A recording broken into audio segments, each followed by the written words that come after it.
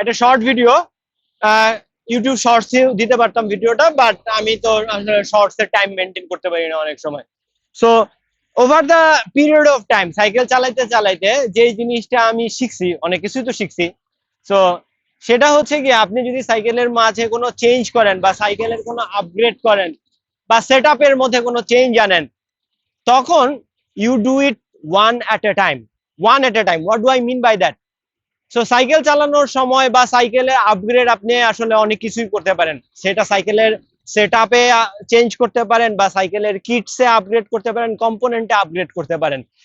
আমি যদি জাস্ট খালি হচ্ছে কি সাইকেলের সেট আপ নিয়ে কথা বলি, ধরেন আপনি সাইকেল চালাইতেছেন, আপনি একটা নতুন বাইক ট্রাই করতেছেন বা নতুন বাইক কিনছেন, বাট স্যাডেল হাইটটা জুত মতো পাইতেছেন না। সো এবং হচ্ছে গিয়ে স্যাডেল টিল্টও আপনি জুত মতো পাইতেছেন না, বা হচ্ছে গিয়ে ধরেন আপনি ক্লিটের অ্যাডজাস্টমেন্ট, ক্লিটের অ্যাঙ্গেলটাও জুত মতো পাইতেছেন না, অথবা হুডের আপনার পজিশনটাও আপনি জুত মতো পাইতেছেন না।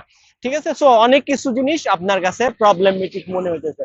সো আপনি করবেন কি, একবারে সবকিছু চেঞ্জ করবেন না, ওয়ান অ্যাট এ টাইম। ধরেন একদিন আপনি বেরোবেন, যদি আপনার কাছে ইউকে বা হচ্ছে গিয়ে ইউরোপে বা ফার্স্ট ওয়ার্ল্ড কান্ট্রিতে যত যত সুবিধা আছে বাইক ফিটিং এর, সেই সব সুবিধা যদি আপনার কাছে না থেকে থাকে, তাহলে তো আপনার কাছে ম্যানুয়াল পদ্ধতি হচ্ছে গিয়ে আছে, রাইট? সো ম্যানুয়াল পদ্ধতিটা কি, আপনি ইনসিম মাইপা হচ্ছে গিয়ে একটা অ্যাপ্রক্সিমেট স্যাডেল হাইট আপনি পাবেন। সো এমনও হইতে পারে যে ওই ফর্মুলা, এম্পিরিক্যাল ফর্মুলা যেগুলো আছে, যে আপনার হচ্ছে গিয়ে ইনসিম লেংথ ইন্টু 0.883 অথবা ইনসিম লেংথ -10 ইন সেন্টিমিটার, এইসব যেসব এম্পিরিক্যাল ফর্মুলা আছে, চান্সেস আর এটা দিয়েও আপনার মোটামুটি হয়ে যেতে পারে। বাট তারপরেও যদি আপনার না হয়, সেক্ষেত্রে আপনি ওই স্যাডেল হাইটটা রেখে, লেটস আমি যে স্যাডেল হাইটের কথা বলি, আপনি রাইডে বের হন। সো রাইডে বের হয়ে ওই দিন শুধু স্যাডেল হাইটেই ফোকাস করেন। সো স্যাডেল হাইট যখন ফিক্স হয়ে গেল, তারপরে ধরেন আপনি হচ্ছে গিয়ে আপনার ফুডের লিভারের পজিশন, লিভারের অ্যাডজাস্টমেন্ট, ওটার জন্য আরেকটা দিন বের হন। তারপরে ধরেন ক্লিটের পজিশনের জন্য আরেকটা দিন বের হন। একদিনে মনে করেন ইউটিউবে ভিডিও দেখে সব একেবারে চেঞ্জ করে ফেললে আপনি আসলে এফেক্ট বুঝতে পারবেন না যে সবকিছু ঠিকঠাক মতো হইতেছে কি হইতেছে না। One at a time, it has to be one at a time. এটা যদি বাইকের কম্পোনেন্ট আপগ্রেডও হয়, that also has to be, should be ideally one at a time. ধরেন আপনি 50 mil deep section carbon wheel কিনছেন, এখন হচ্ছে কি আপনার কাছে মনে করেন আপনি ওটার জন্য দামি টায়ারও নিয়ে আসছেন। সো আপনার কাছে যদি সুযোগ থাকে, তাহলে আপনি দামি টায়ার না লাগায় হচ্ছে গিয়ে ওই নর্মাল টায়ার দিয়েই 50 মিলি কার্বনটা চালায় দেখেন, দেখেন ডিফারেন্সটা কোথায় পান। ডেফিনেটলি আপনি ডিফারেন্সটা ফিল করতে পারবেন।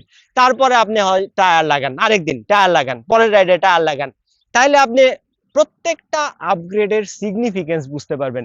একেবারে প্রথমে যদি আপনি মনে করেন টিউবলেস কইরা ডিপ সেকশন কার্বন হুইল লাগায়া টায়ার লাগায়া যদি দেখেন, আপনি will feel better ride feel, but কোনটার কিরকম, কোনটার কি মাহাত্ম, এটা আপনি বুঝবেন না। আপনার মনে হবে ওভারঅল রাইড ফিল ইমপ্রুভ হয়েছে, বাট প্রত্যেকটা কম্পোনেন্টের আলাদা আলাদা ফিল আছে।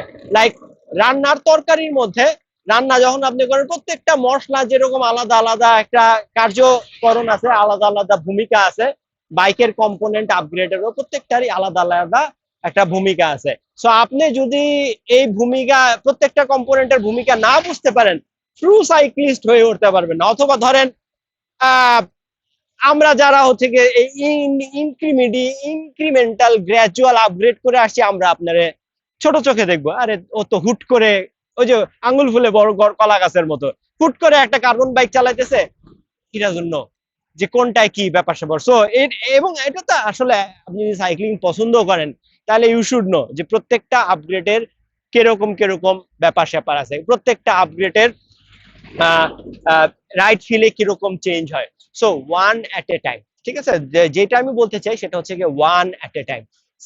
নতুন জুতা কিনছেন, নতুন স্যাডেলও আসছে, সো দুইটা নিয়ে পরে একসাথে বের হয়ে যাবেন না। এমন হইতে পারে যে আপনার রাইটটাই খারাপ হয়ে গেছে, তখন আপনি ব্লেম দিবেন, ও আমার স্যাডেল খারাপ, আমার জুতা খারাপ। হইতে পারে আপনার স্যাডেল পজিশন ঠিক ছিল না, হইতে পারে আপনার জুতা আপনার ফিক্স করতে হবে।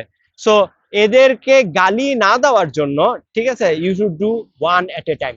সাইক্লিং এ যে কোনো আপগ্রেড, যে কোনো change, do it one at a time, আস্তে আস্তে ইনক্রিমেন্টালি একটা একটা জিনিস বিকজ আমাদের কাছে যেহেতু অ্যাক্সেস নাই অ্যাকচুয়াল বাইক ফিটের, বাংলাদেশে যারা বাইক ফিট করে আমি জানি না আসলে, বাট আমার মনে হয় that's West of money. Because আমি ওয়েস্ট অফ মানি বলবো না, বিকজ আপনি যদি একদমই বকলম হন, আপনি যদি একদমই কিছু না জানেন, আপনার যদি ইন্টারনেট লিটারেসি জিরো পর্যায়ে থাকে, তাইলে বাংলাদেশে যারা বাইক ফিট করে সেটা আপনার জন্য হেল্পফুল হবে। বাট আপনি যদি একটু ইউটিউব চালাইতে পারেন, একটু সার্চ করতে পারেন, ইংলিশ বুঝা সেটার কি বলতেছে সেটা করতে পারেন, মোটামুটি ওরা যা করে দিবে আপনি ইন্টারনেট দেখে তাই করে ফেলবেন। বিকজ আমাদের কাছে ওই থিওরিটিক্যাল নলেজ তো আমরা ইন্টারনেট থেকে পাইতে পারি, বাট হচ্ছে গিয়ে ওটা অ্যাপ্লিকেশন করার জন্য যেসব যেসব কম্পোনেন্ট, যেসব ডিভাইসেস দরকার সেটা আমাদের কাছে নাই। সো যেহেতু আমাদের কাছে ওইটার অ্যাক্সেস নাই, সেহেতু থিওরি দেখে একটা রাফ মেজারমেন্ট নিয়ে সেটার উপরে কাজ করে, রাইট ফিল্ডের উপরে কাজ করাটা আমার মনে হয় আমাদের জন্য মোর ইকোনমিক্যাল এবং বেটার। সো এই জন্য আমি বলি one at a time, an upgrade one at a time. সবগুলা আপগ্রেড চলে আসছে, সবগুলা নিয়ে একসাথে বের হয়ে যাবেন না, do it one at a time, time দেন, ঠিক আছে? এটাতে করে আপনি প্রত্যেকটা আপগ্রেডের মূল্য, সিগনিফিকেন্স বুঝতে পারবেন, ঠিক আছে? আপগ্রেড বলেন, বাইক ফিটের চেঞ্জ বলেন, ওয়ান এট এ টাইম, ঠিক আছে? সো ভিডিও এখানে শেষ করে দিই, I will see in the next one.